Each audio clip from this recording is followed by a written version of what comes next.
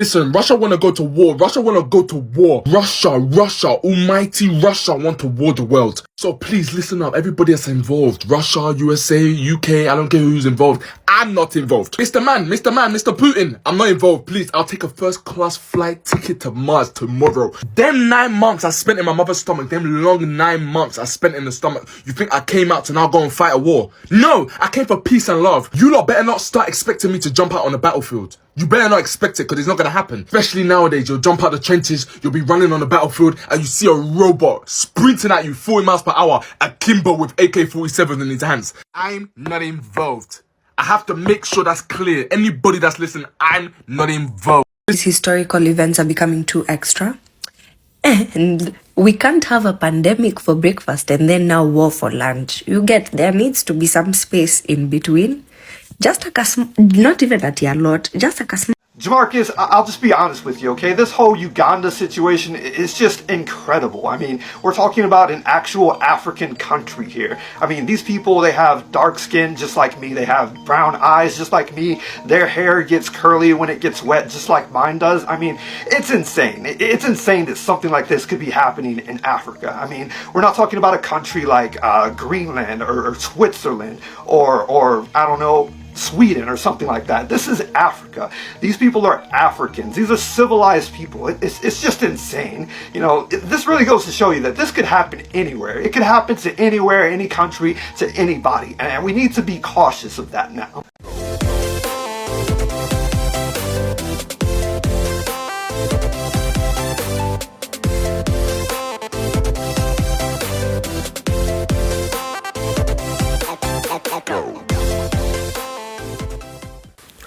Hello and welcome to the Blended Fam and our new segment, News of the Week.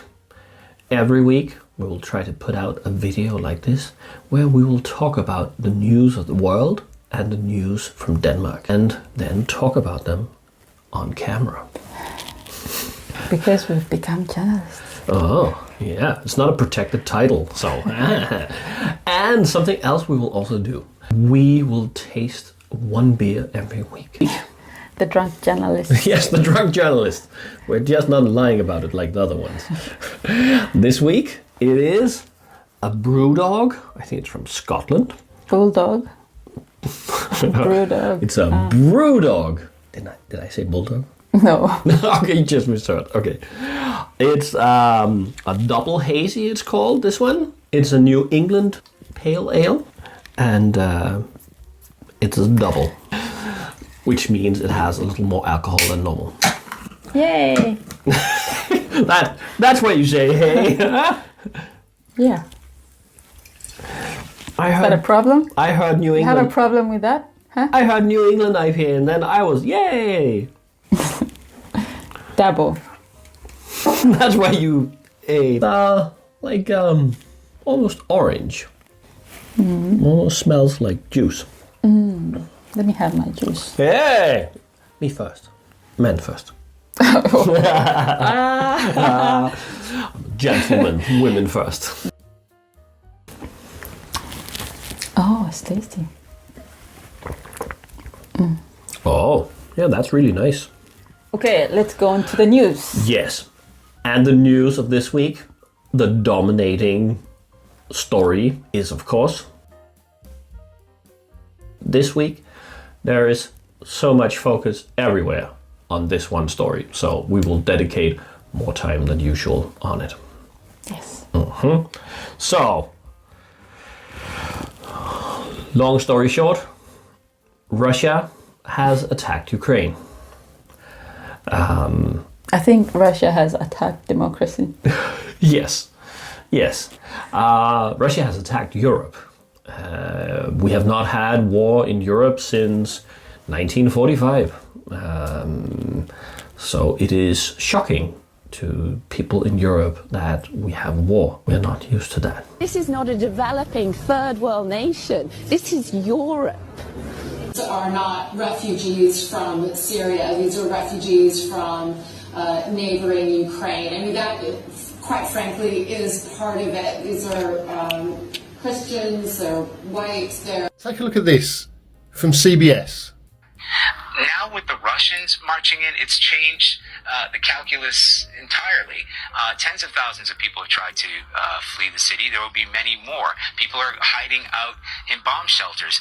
But this isn't a place, with all due respect, like Iraq or Afghanistan, that has seen conflict raging for decades. This is a relatively civilized, relatively European, I have to choose those words carefully too. Well, obviously not carefully enough, because clearly your racism is showing there, isn't it? This is what these outlets, complain Fox News, do. You scratch the surface though, and you see they're all the same. Ukraine's a civilized country, meaning it's a white country. It's not a brown country with brown people in, like Afghanistan or Iraq or any of those other countries that have been in conflict for decades. And why have those countries been in conflict, by the way? Oh yes, that's right, because your country has been bombing the crap out of them in wars, unconstitutional, illegal wars, based on lies. Let me know what you think about this in the comments below, because I am really starting to understand that this conflict between Russia and Ukraine is exposing a hell of a lot of hypocrisy in our Western media, especially considering their silence on the wars that we support, such as the war in Yemen right now. So it's a very big story here.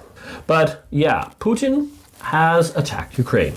He says that in two tiny parts, Lugansk and Donetsk, there's a Russian minority which is getting terrorized by the evil Ukrainians, and he has to come save them. Is he right? Or is he wrong? It's hard to know, but Western media, which is what we see, is saying it's not really true. And some military experts from the West are saying, yes, there's a Russian minority, but it's very small. And the people who've been fighting there for some years is actually Russian soldiers who have just taken off their military badges. I'm a lady, they might let me in. So I was right there by the steps, and the guy by the train, I don't know what they're called. Yeah, this guy literally, he's a big man, he pushed me off the steps.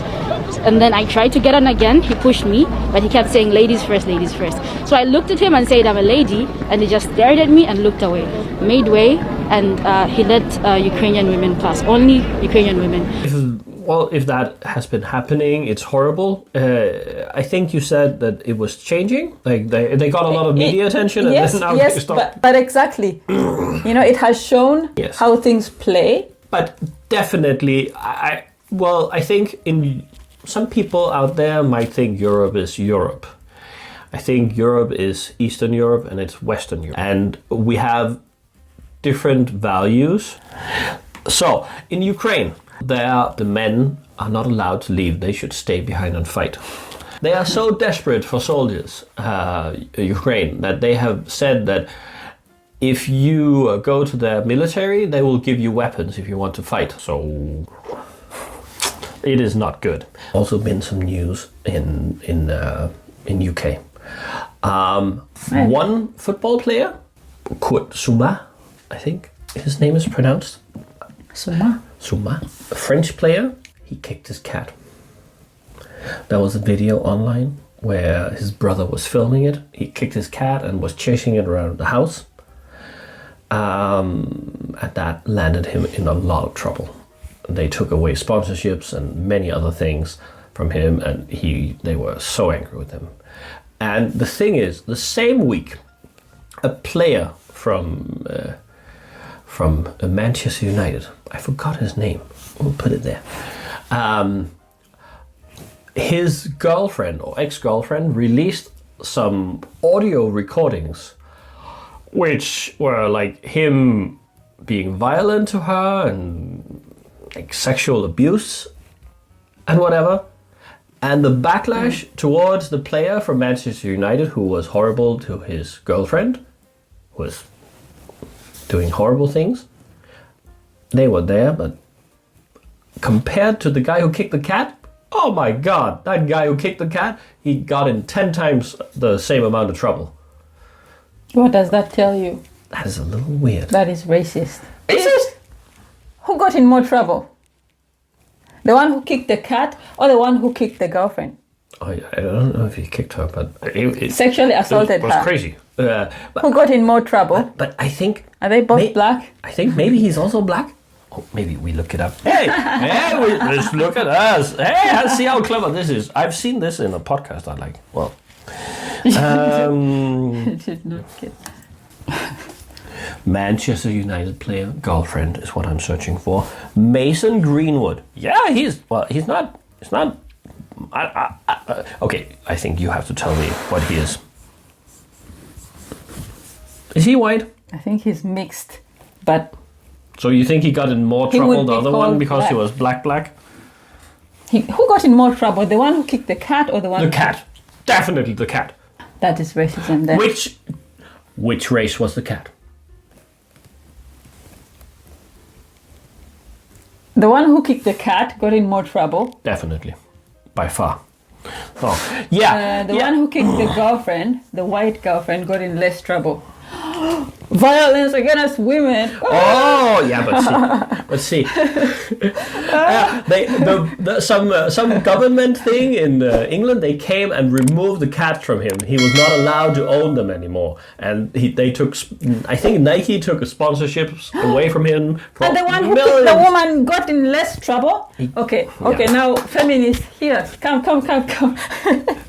Whoa! Now you're feminist. Now it's time for feminists. Now it's not racist stuff. Oh, okay. Now it's hey, how is that possible? I don't know, but I also thought it was crazy. I heard that story about that guy, and it got very little interest. But the guy who kicked the cat, they were talking about maybe he's not allowed to play anymore. The next news is Colombia has just made abortion legal. Okay. I'm not impressed. South America has always been very Catholic and against those things, but Mexico and Argentina have made it legal, and now Colombia too. So Southern America seems to be moving towards civilization. Legalizing, but it's very and now is the twist that I was thinking about when I read that. It's interesting because America is moving further and further from abortion. They're making it harder and harder to get legal abortions. They're getting partially civilized. I am not a big fan of many things from America, so I don't think they were fully civilized to start with, but they elected Trump.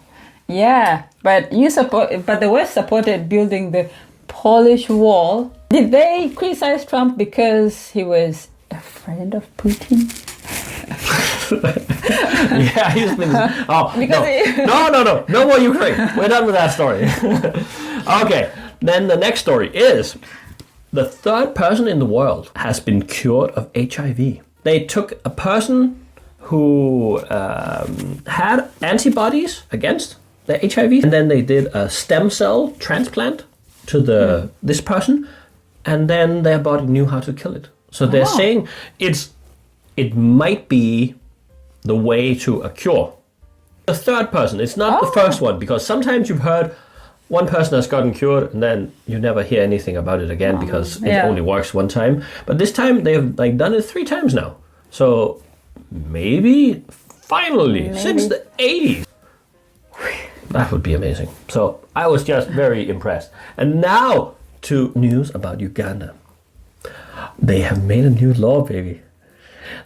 If you don't take the vaccine, you can be fined up to 4 million shillings or get 6 months in jail. I read it on a proper news site. Uganda has made a law. You have to get vaccinated. If you don't, big fine or jail time. Why is it so much harsh punishment than in Denmark, for example? I don't know what 4 million shillings is. In Denmark, if you don't get vaccinated, well, then you can't. Well, not right now. Right now, you can do anything. Before. Then you can't. We had a long period in Denmark where you had to have a vaccine passport when the disease was hard. here. And if Corona. you didn't, then you couldn't go to the cinema, you couldn't go out to eat, you couldn't go to public transportation, go to school, many things. You were blocked from things. I think Ugandan president is overreacting. I support Museveni. People shouldn't be forced to get the vaccine. Well, they will infect other people. Danish news now. I have just seen, during this last week, I've seen news that 50% of Danish students, they smoke at school even though it's illegal for them to smoke at school. Why are you laughing, huh? Because it's not a surprise. A lot of people in Denmark smoke. But it's forbidden to smoke at school. And also at workplaces in Denmark. It actually, like at my job, it's not only forbidden to smoke at the workplace, it's forbidden even to leave the workplace and smoke there. Okay, and then another news was a kangaroo was loose in Lolland, a part of Denmark. A kangaroo was jumping around. Yeah. Is this news? Yes. It was in the news. Yes, it was in the news. We had a kangaroo hopping around. Kangaroos normally live in Australia, not Denmark. It escaped the zoo. Yeah. It's funny how some news makes it news. Mm-hmm. I don't think that's It is news. I would be surprised if I was driving in my car. Then the last news. The last? No, not the last. I have something. You have something. Okay. Which my was the last news. Okay. News from Denmark. Immigrant women in Denmark are now giving birth to fewer children than Danish women. For many years, there's been a story that immigrant women in Denmark are giving birth to so many children. So they're like growing that part of the population. But some scientists have looked at it and they have started giving birth to less. And they're saying it's because they get into a new society. Like Danish society, a woman can't just stay home and take care of her children. She needs to go to work. So the women are too tired to have a ton of children because they still have to work. But on the other hand, the Danish population is shrinking. Yes. Which is actually not a good thing. Every couple in Denmark, like a man and a woman, or two men or two women, like, every couple, they get 1.6 children in average now. How many do you have? How many do you have now? How many? You and me, we have 6 combined, so we've done a good job. Special couple. Yes, but normally it's 1.6. That means every time 2 people die, in a long time, then they leave 1.6, which means you get less all the time. So, not a good sign. Denmark is shrinking, but that is what happens if you study sociology. What is that? I don't remember.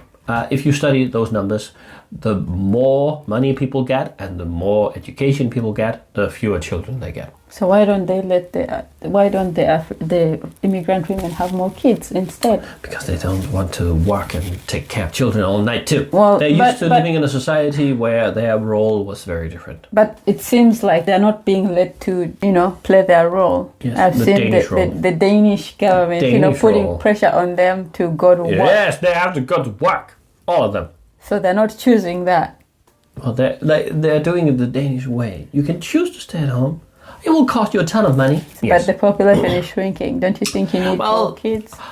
I think the thing is that people are moving to Denmark also. So when you take that into regard, the population is actually growing. When I was young, I think we had 4.5 million people in Denmark. It's more than 5 million now. So the population is growing, but it's not because we're producing a lot of kids. So when you take in refugees and people just moving here, they were blocked just recently from coming. So how will you get more people? I don't know. It's a matter of It's complicated. Some people more clever are trying to figure that out. So you had a last news. Oh, shoes. Yeah.